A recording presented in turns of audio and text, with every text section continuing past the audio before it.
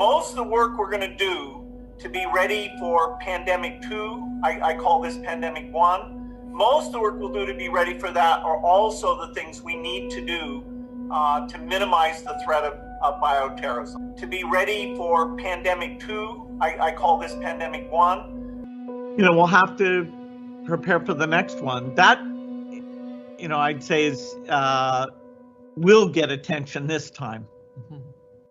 We'll have to prepare for the next one. That, I'd say is will get attention this time.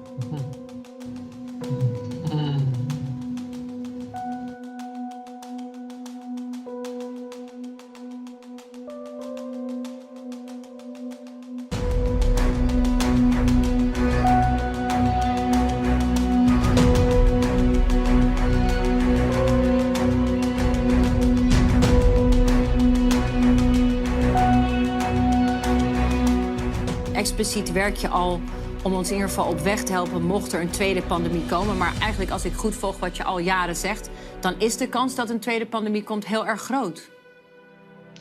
Ja, daar is wel consensus over. Dat is ook, het staat ook al een tijd lang in het 10-jarenplan van de Wereldgezondheidsorganisatie.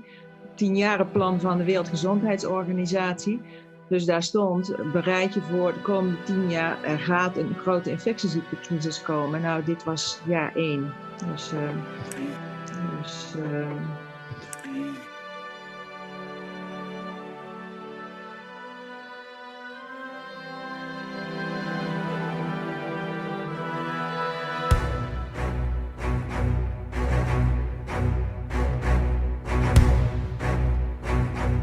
Unless we take the action necessary and we build again in a greener, more sustainable and more inclusive way, then we will end up having more and more pandemics and more disasters from ever accelerating global warming and climate change. So then we will end up having more and more pandemics and more disasters.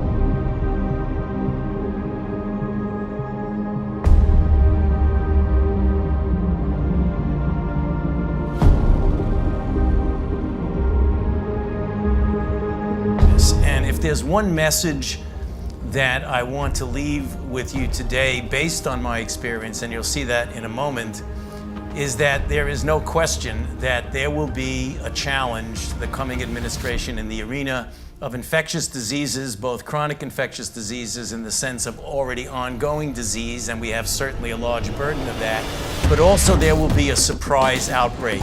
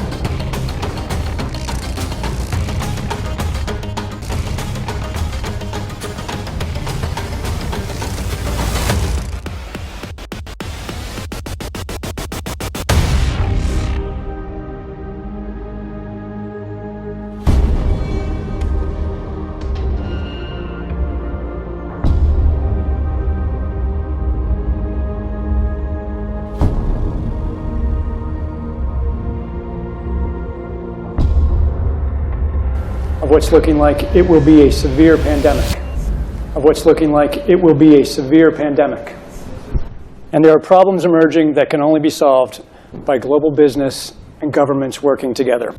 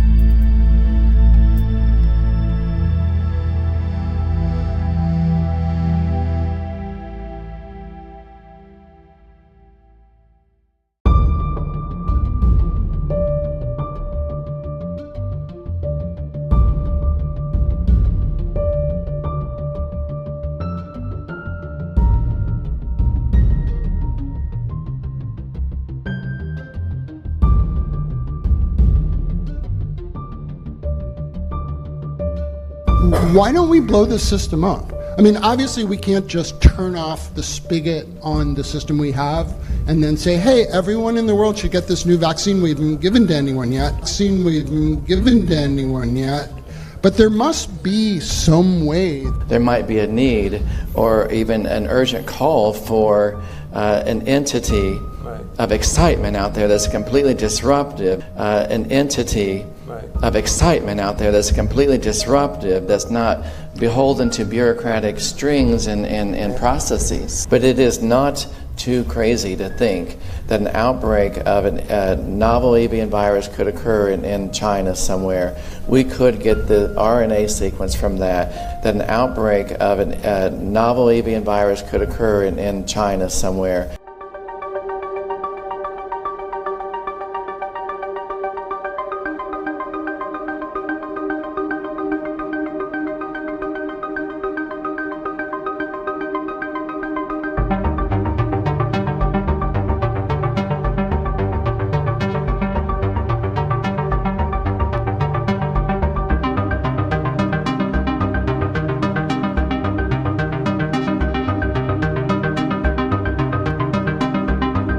And then you have one opportunity to do it right. I mean, day one is so important. In day one, you start your communication with the press, with the people, and you have to do it right. I mean, you have to go for one voice, one message. You have to be omnipresent that first day or the first days, so that you attract the media attention. You make an agreement with them that you will tell them all, and if they call, you will pick up the phone. When you do that, then you can profit from these early days to get complete carpet coverage of the field, and they're not going to search for alternative voices. voices there, and they're not going to search for alternative voices there. I used there Sir Donaldson's quote, where he said that in the UK, by the peak of the epidemic, 40 people would die per day at the end of the summer. So 62 at that time million people in UK, 40 deaths a day. I worked it out for Belgium. That would be 7 deaths a day at the peak of the epidemic. I used that in the media. 7 Belgian flu deaths per day at the peak of the epidemic would be realistic. That is true in every year, even interpandemically. That is very, very conservative. However, talking about fatalities is important, because when you say that, people say, wow, what do you mean? People die because of influenza? And that was a necessary step to take. And then, of course, a couple of days later, you had the first H1N1 death in the country, and the scene was set and it was already talked about. And the scene was set and it was already talked about. And then you had to pick who is going to be vaccinated first. And then, well, women and children first, whatever. I mean, risk groups, they were important. And then I misused the fact. And then I misused the fact that the top football soccer clubs in Belgium inappropriately and against all agreements vaccinated they made their soccer players priority people. So I said I can use that. Because if the population really believes that this vaccine is so desirable that even the soccer players would be dishonest to get their vaccine, I said, okay, I can play with that. So I made a big fuss about this. I can play with that. So I made a big fuss about this. This is Van Ranst is raving mad. But it worked. But it worked.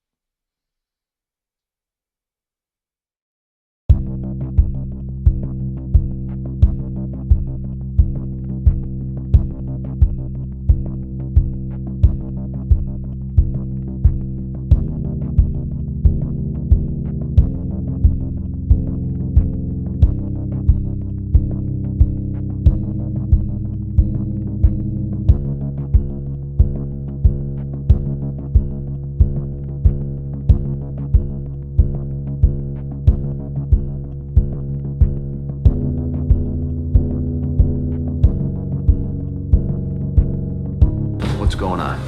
Just let me think about where to start. Well, he saw something. What is it? I saw a virus. I think some kind of disease. A virus? Like what? Like SARS? I don't know. All I know is that it's highly infectious and it may be fatal. Right now, we could all be infected.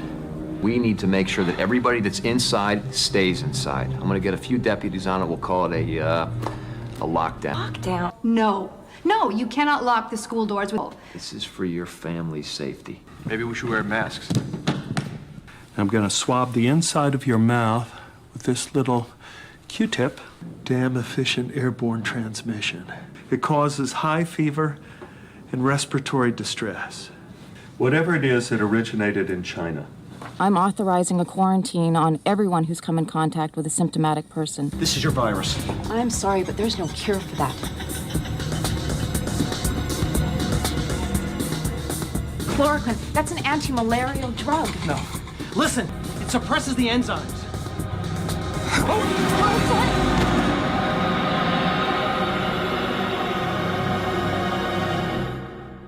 Welcome back, you damn fool. What happened? We started everyone on chloroquine, stopped the thing dead in its tracks. Now,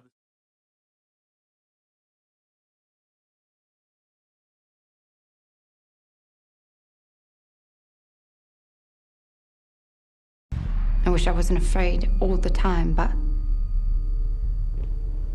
I am.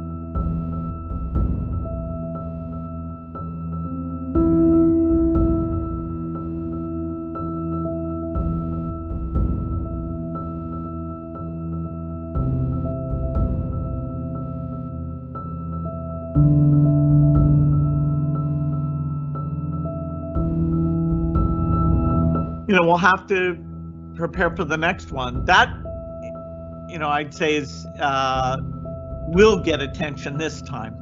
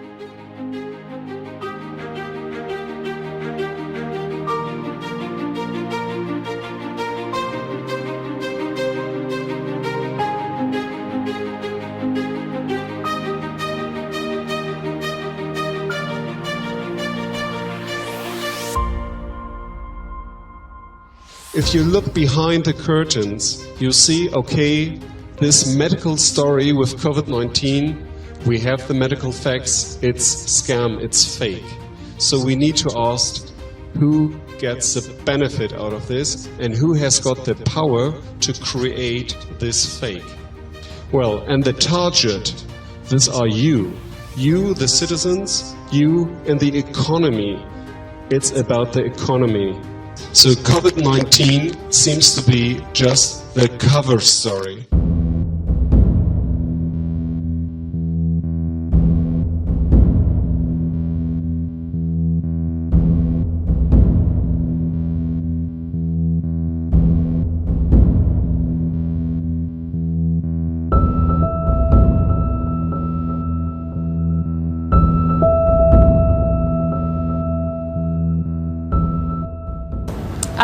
We will be looking at what contact tracing looks like in the New World Order. Yes, it will be pubs and clubs and other things if we have a positive case there. Today is the first full day of the New World Order. Outdoor gatherings are limited to 2 people. Exercise is allowed, but no further than a 10-kilometre radius from your home. Browsing in shops is not permitted. Only one person per household may leave to do essential shopping. And from tomorrow, funerals are limited to 10 people. So you can expect that we will have transmission from time to time, and that's just the way it is. We've got to accept that this is the new world order. We've got to accept that this is the new world order. The new world order, our army comes marching in, partnering with police to help enforce the country's tough new quarantine laws. And also the new world order that will come into force at 12 p.m, that's midnight tonight. New restrictions on various businesses. Stay with us. We need to get used to being vaccinated with COVID vaccines for the future. I want to be straight with you. There will be no return to the old normal for the foreseeable future. I repeat, there will be no return to the old normal for the foreseeable future. So people assume we are just going back to the good old world which we had, and everything will be normal again in how we are used to normal, in the old fashion. This is, let's say, fiction. It will not happen. A vaccine on its own will not end the pandemic. Surveillance will need to continue. People will still need to be tested, isolated, and cared for. Contacts will still need to be traced and quarantined. And that's just the way it is. We've got to accept that this is the new world order.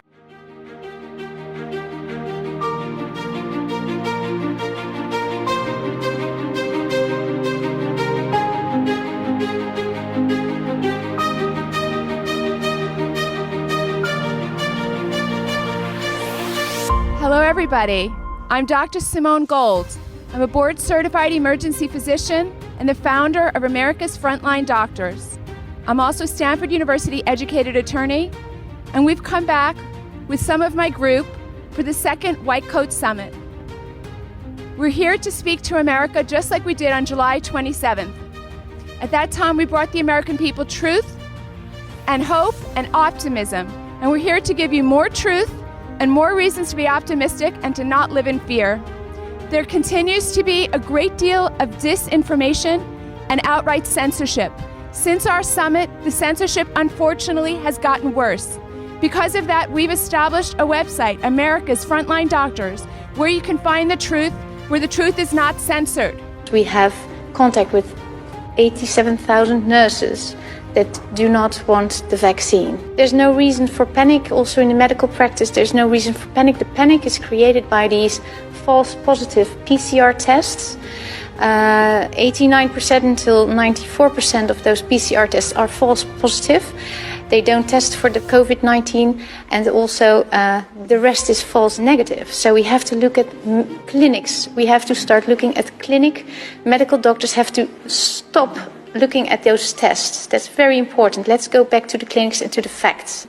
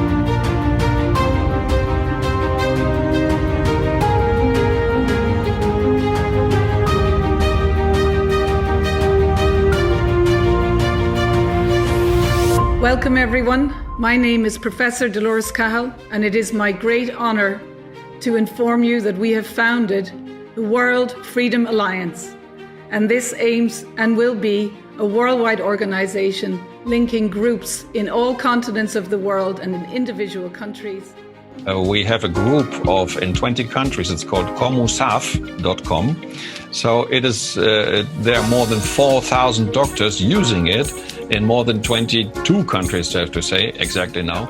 The lawyer group is getting very big. We have even a commissioner of the human rights, doctors inside that are from the Human Rights Commission, and professors from universities of international law. So there are very high class ones, and it would be great to have more lawyers in there as well as doctors. So any doctor and any lawyer is welcome.